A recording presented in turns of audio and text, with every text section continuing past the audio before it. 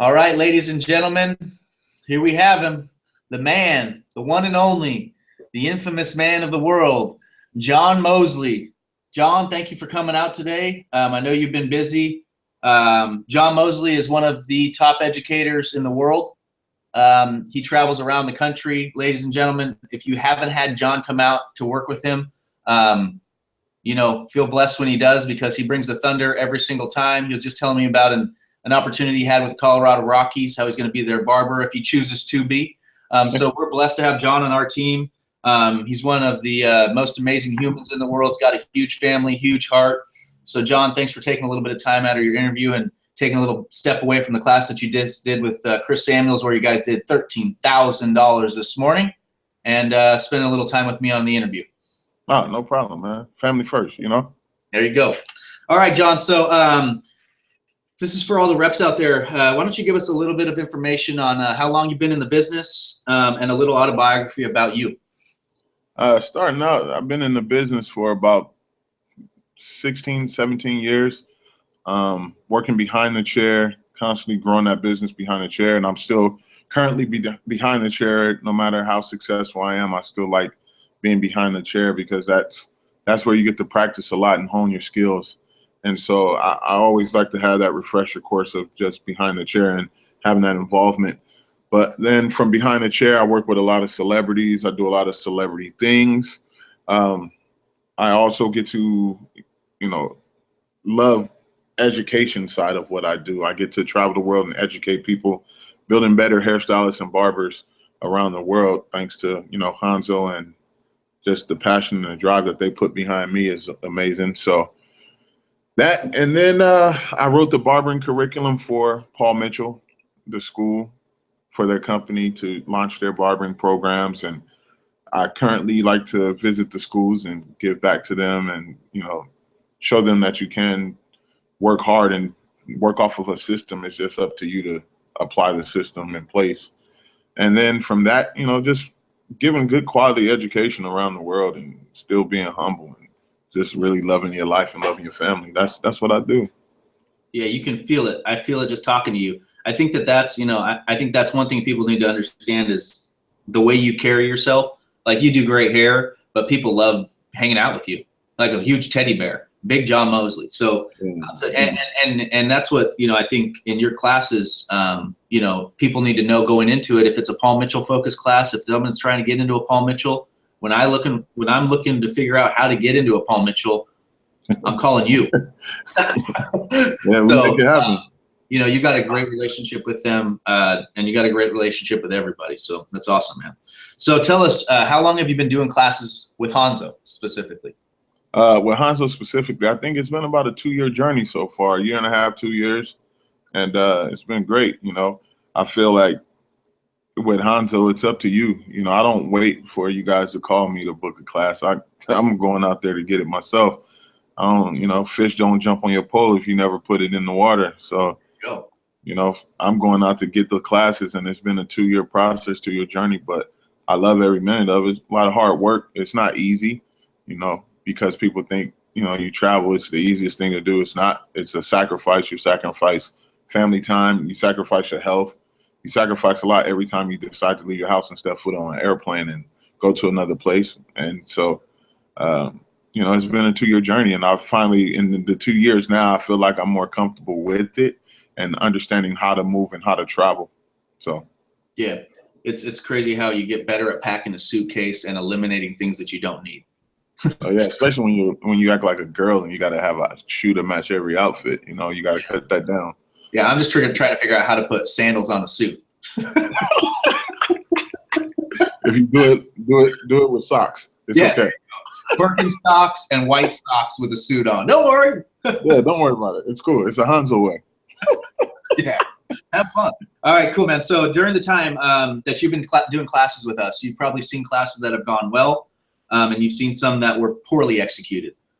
So what do you feel were the main components that created that environment to be an unsuccessful class? An unsuccessful class, to me, it starts out in the preparation. So if we have a class that's, starts at 9, we shouldn't be walking in the door at 8:50. We shouldn't be walking in the door at 8:45. I think proper preparation is 8:30, giving ourselves 30-minute window to talk to the learning leaders or talk to the salon owners and just get a vibe with them, because if they're not comfortable with us yet and they don't really have that relationship with us yet, we can't walk in there in 10 minutes and build a relationship and expect to sell anything. So I think by showing up a half an hour early and actually talking to the owners and getting the owners on board of what we do and how we like to do it and the manner that we're going to do it is a big, big help to make a class successful. So if you're not showing up within that 30-minute window, you're really not setting yourself up for success. I also feel that if there's no tomorrow, and I feel like sometimes a rep will give the option of tomorrow. And for me, the only option of tomorrow is, let's get your information today and we'll call you tomorrow about how do you want to make this payment happen. But if I have your information, you set yourself up for success. I know all the artists, especially me, I'm a competitor. I like to track numbers. I don't care. I don't like shooting donuts. That's the worst thing to do. And so if a rep doesn't prepare himself or herself, how can the artist have success as well? So it's like a team thing. We both got to run together. If you don't call the artist and at least talk to the artist before they get there to know their style of teaching and know how they like to have the class ran, then I don't think you're really setting yourself up for success either. So it's a lot of factors that factor in. If you put out a business card, you're giving them the option of tomorrow. Don't pull out a business card. We don't talk with business cards. We talk with our mouths and our hands. So I feel like we got to eliminate the access of the business card. Once they purchase or once you get their information, then pass the business card. But other than that, you don't have any. You didn't bring them with you. Yeah, no, that's great, man. I think you nailed it right on the head. If you aren't prepared, if you haven't talked to the educator, if you haven't connected with the school or the salon and figured out what kind of haircuts they want or what they're looking for, and like you said, flat out meet with the owner. Meet with the owner and walk around with them and talk to them. So that's great. So, all right. So that covers kind of unsuccessful classes. What do you feel are the main responsibilities for a sales rep in setting up a class? I think the main responsibility for a sales rep to establish a class or set up a class, it comes in that initial conversation when you first pick up that phone to book that class. And that's finding out what they need, not what you think they need. If you go in with the attitude of thinking what you think they need, you're automatically failing. You want to find out what do they need, what would they like to see, so that then once you book the class, you can properly pick the right artist to go in for that. I think that helps with the success of the class. And then from that, just being able to, from after that initial phone call from the salon owner or school director, to now you're calling the artist to find out, what is it that they like to do. And then once you figure that out, then your job is to then turn it over to the artist and let the artist tell you, hey, this is what I like to use. This is how I plan to use it. So then that rep can then tailor his game plan for that class as well. Right. I also think that if we cut back on taking a whole 20 shear kit case into salons and schools, you don't give them the options. You don't confuse them. You take the 3 handles in and 2 different sizes, and you have 5 shears, but you have 3 different ways to get the fit and everything. I think that'll help make it a success for the rep. And I think that's part of the rep's job, is understanding how to scale back and don't overwhelm a class full of people, because then you get overwhelmed and then you lose track. So I think just by honing in and, cramming down your selections. And then that's so like in a class, tell me a little bit more, like what are the responsibilities during the class, like of the rep during the class? Well, during the class, I feel like the rep should introduce themselves, because they're going to be the ones going back in after the artists leave. They're the real rock stars in this.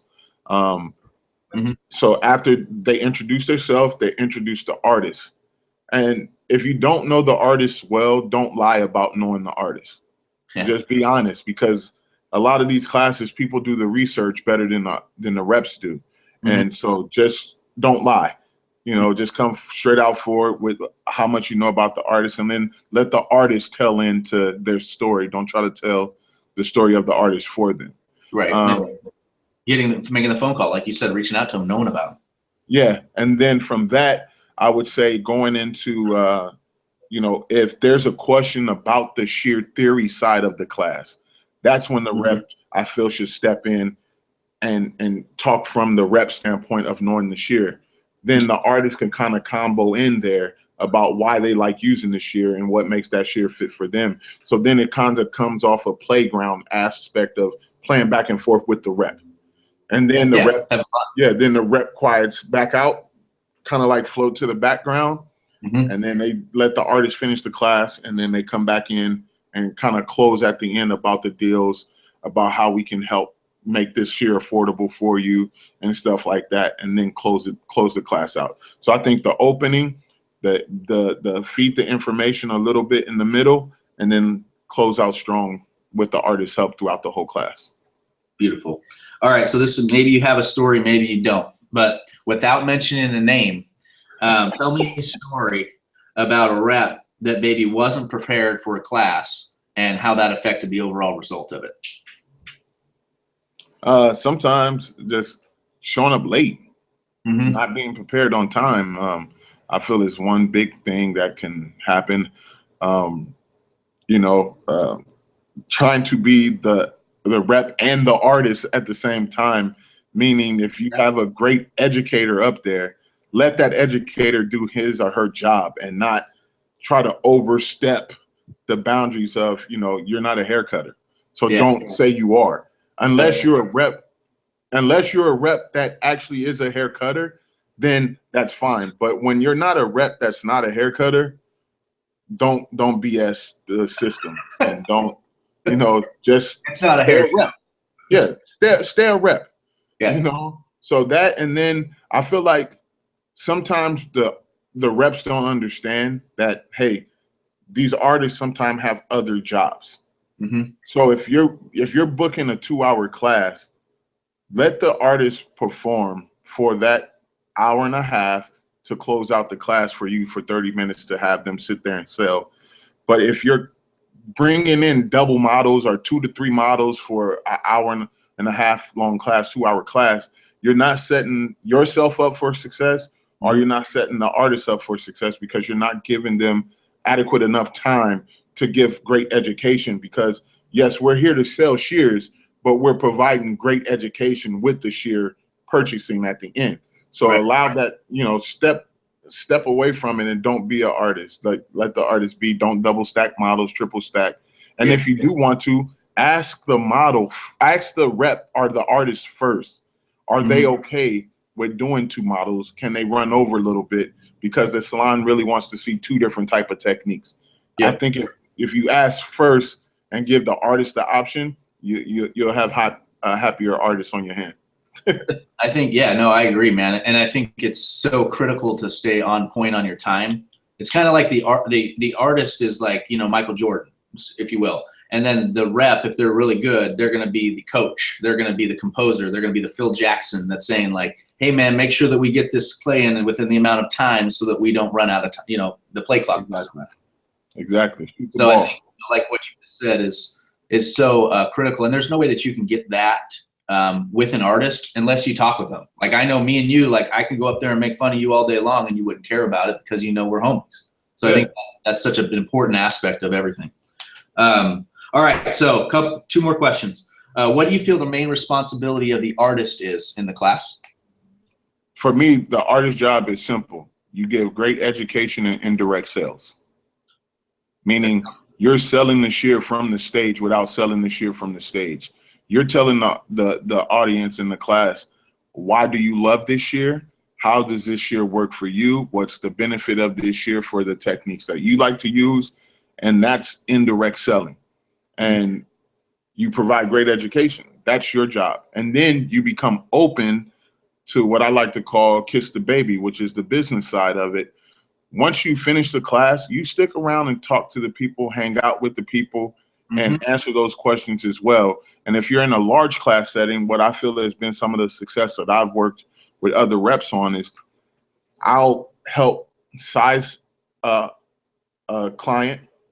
I'll help figure out what do they want, what do they need, the days that they can make the payment on, and I'll have them fill out all the sheets, and then I'll walk them over and pass them to the rep to close the deal and do all the financial side of it.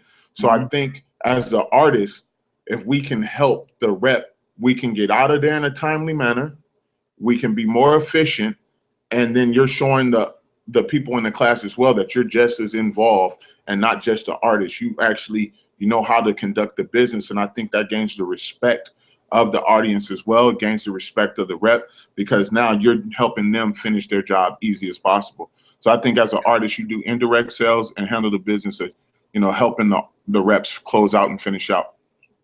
Dude, that's awesome. That's actually really good shit right there. Sorry for cussing. That was really good though. I mean, I think that's what the people, you know, I think that's what the reps need to know, is that everyone needs to stay in their lane, you know, stay in your lane, and then you guys merge together when you need to merge together, and then at validation, you know, like when you validate a sales rep and say, no, you should try this shear out, and, you know, Joe knows what he's talking about, they're going to listen to you, you know, just like when we tell a school, or we're in a salon and we tell them that the owner or the school director is awesome and that they should listen to him.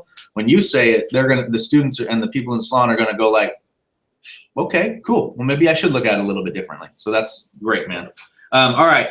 So you've done classes with people that have been with us forever. You've done classes with newbies. You've done classes with people that maybe have never done a class ever at all. So what do you feel are the main challenges for someone that's new, and what are some things that you would say they should work on before they step into that class?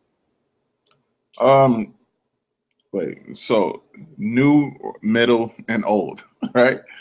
Going into the class, be prepared. Be prepared to be overwhelmed, especially if you're walking into a large school setting. Be prepared to be overwhelmed. Be prepared for dumb questions, but don't let the dumb questions make your face give a dumb answer. You know, if somebody asks you a dumb question, are you getting pissed because a student is asking too many questions, or a stylist that, you know, ask a lot of questions? Don't let that be on your face, because then we get a bad rep of being like, oh, well, they don't want to talk to me unless I'm buying shears. So you got to kind of be open and be like a blank book and just welcome everybody in, even though you know this person might not want to buy and they're just asking questions. They're still a potential client, and you never know. You can't judge a book by its cover, because it could be somebody that might buy a four set, but they just want to see how much they could push you, you know, and you just got to be willing and open to accept what's coming. Be patient too, because some people are making a big investment that they might not be able to afford in their mind. But if you're patient with them and you really talk to them, you know, you got to sell the emotion. You can't just sell the shear. You got to sell the emotion of being able to say, you'll be okay. Give them life perspectives of, I'm here for you. Yeah. Call me, you know, call me if you need me to help you. How can I make this work for you? If you need me to push a payment back, just talk to me, because I want you to get this great tool, but I don't want life to, you know, life happens. So I think if we use certain type of words and play off the emotion of that, hey, we're just here for you. We're providing something for you, providing a service. And then I think by using the word, we are your Hanzo human. I like that. I think that helps people comfortable. They feel comfortable, where they're like, oh, I get a human. Yeah, I'm going to come in. I'm going to take care of you. You're my client now. I'm going to personally come pick your stuff up and really take good care of you. I think that's what sets us apart by far, but we have to use those key words. I'm your Hanzo human. I'm going to be here for you. Here's my phone number. You could text me. You could call me, and just be open to that new client.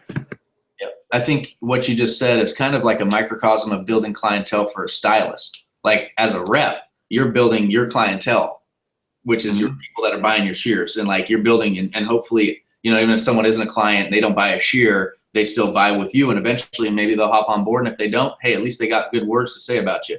So, dude, that's and honestly, I just keep thinking of Be Nice or Else. I just keep thinking of Win Claybot in this interview. So I don't know, maybe we need to get Win on here too. But it seems to me that you know, the way that you carry yourself, it basically brings everyone along with them. You know, like when you walk into the room and you have a good, you know, and you always have a good attitude, you're always happy. I mean, you flew in on a red eye last night, right? Well, it wasn't quite a red eye, but it turned out to be a 3-hour delay plus a storm, and you know, the lightning storm damn near struck the wing of the plane, and I almost, you know, boo-booed on myself. But I landed. You walked in, you did the class this morning, like, just so people know that are watching this, you flew in on that flight, you went and crushed a class right now, and now you're doing an interview, and so we're going to have to leave soon so you can get 2 hours of rest so that you can come and do the night class. But John, you're an amazing man. I'm honored to be your friend. You're my homie, you're my gangster, you're my boy. I'll do anything for you. Anybody that has John out there to your area, he can teach you a lot. He's got a ton of connections. And he likes to have fun. So, John, thank you very much, man. Have a good rest of the day. Yes, Love sir. you, bud. Later.